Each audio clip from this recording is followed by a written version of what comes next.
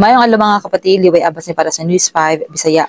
Naduga nga ng ihap sa mga senador nga nagpagawas sa ilang statement of assets, liabilities, and net worth.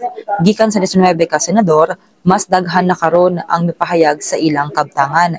Pinakataas gihapon sa Senator Mark Villar nga adunay net worth nga 1.26 billion pesos. Sunod kaniya sa Senator Raffy Tulfo nga adunay labaw 1 billion pesos nga kabtangan base sa ilang joint salin sa iyang asawa nga si Representative Jocelyn Tulfo.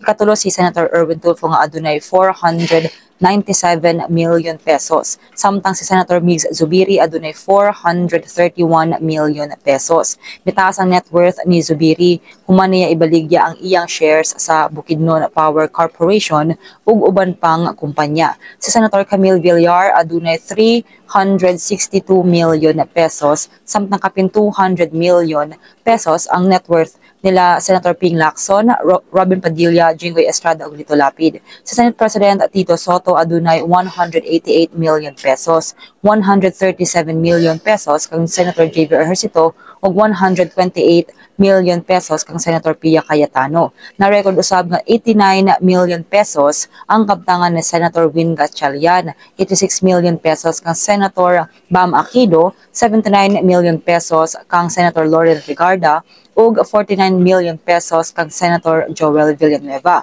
Pinakagamay ang net worth nila Senator Chis Escudero ug Senator Risa Hontiveros nga 18 million pesos. Samtang 26 million pesos ang nadeklarar kang Senator Kiko Pangilinan. 5 ka senador ang wala pa magpagawas sa ilang salin, kasagaran gikan sa minority bloc.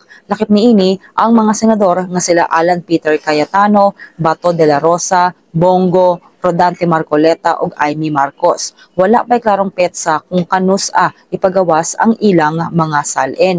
Kipanghimatuod sa Senado nga ang pagpagawas sa ilang mga salin nagpakita sa transparency ug pagpanag-iya sa katungdanan sa publiko. Ilabi na taliwala si isyu sa korupsyon sa flood control scandal. Ubos sa Code of Conduct and Ethical Standards for Public Officials and Employees, kinahanglan nga isulti sa salin ang tanang assets, liabilities ug net worth. Lakip ang sa asawa ug mga minor de edad nga anak nga nagpuyo sa ilang balay. Kini sa lamang atong update, magpadayon na sa pagbantay sa social media pages sa News 5 para sa uban pa mga balita ug update.